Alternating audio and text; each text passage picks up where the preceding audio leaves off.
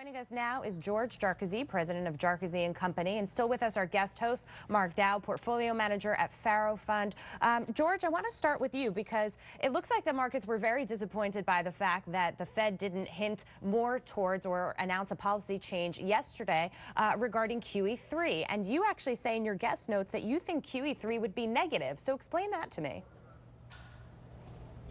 Yeah, I think that the American investor has lost confidence that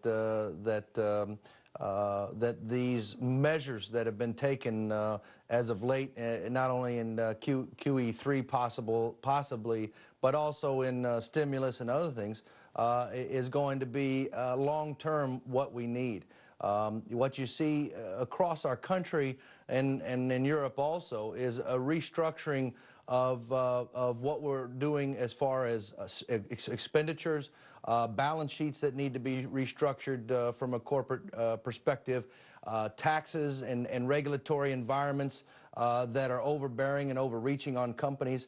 And so the whole, at least in the United States, we need to be looking at a much bigger picture than what QE3 would provide. It may be a short-term shot in the arm, but I don't think anybody's buying that at this point. I think there are long-term measures that need to be taken place, and that starts really with the uncertainty in Washington.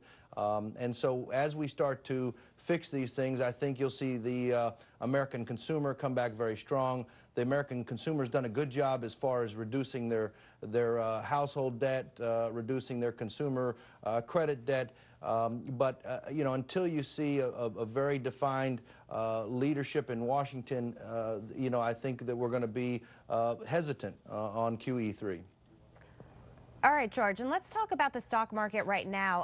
On a valuation basis, it seems like there are definitely some bargains in the market, and you say it's a stock picker's market. So talk to me about where investors should be looking. Should it be sector specific? Are there certain names that you're looking at? Yeah, I think you've got to look at both, not only sectors, but also specific companies. And I think you have to look at what's going on from a global perspective. For example, a company called Flowtech. They are a oil field service company. The majority of their business is in the New Eagle Ford and out in the western United States, and the oil and gas drilling out there. So there's a company that appears to be undervalued, has a lot of upside, has a good balance sheet, and is in growth areas. Now, you say growth in the United States, but specifically, you know, America in the last decade, the American oilman has done a great job at finding oil with the New Eagle Ford, with the Balkan, with other things that we've done here. And so, you know, the oil business in America, oil and gas business in America is a growth business, and here's a company benefiting from it that's not fully valued. There you go, Mark. Man in Houston, back in the U.S. oil business. No surprise there, Mark. Well, you want to listen to guys from Houston when it comes to the oil patch. But a couple reactions, I think, to the things you said. I have some sympathy for the notion that a QE3 wouldn't be very effective. I think the world is coming around to the notion that the monetary policy transmission mechanism is broken. When we saw the initial rounds of QE, there was a strong market reaction because they thought it would have an effect on inflation. They thought it would have an effect on the dollar. But if you look back, since when the Fed started expanding the balance sheet in 2008, you'll see that the dollar's actually a little bit higher, despite the $2 trillion of money printing that's taken place, and inflation hasn't really gone anywhere. In fact, the depreciation of the dollar took place between 2002 and 2008, before the Fed expanded the balance sheet, before we ever talked about QE. So I don't think it would do much damage, but I don't think it would help that much at the margin. It might help some people liquefy their balance sheets a little bit and restructure them, but I don't think it's going to be ground shaking, though the market might react in the short term. Where I would disagree quite sharply is I don't think it's about regulations. I don't think it's about leadership in Washington, for a very simple reason.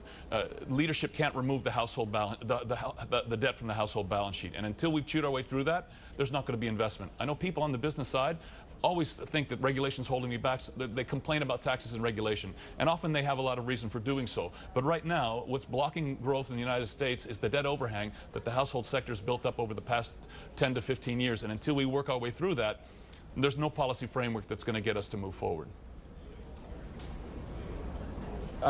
But isn't yeah, but George, come back on that in a second. But Mark, isn't okay? There's no policy framework that can help us move forward. But policy can hinder as well. Not if the binding constraint is debt, and this is the problem. So assume you had the perfect policy environment and that all corporations were happy with their taxation and the regulations they faced. It's not going to change things that much because the demand is not there.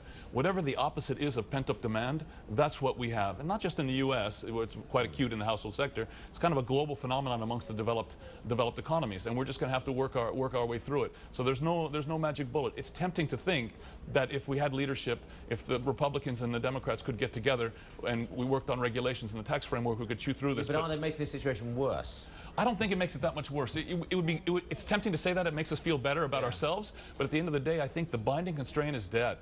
And we're not going to get anywhere until we get our debt level. Time heals it, really. Time and default. Okay, great. Mark, George, stick around. Plenty more to come from you both. Jackie.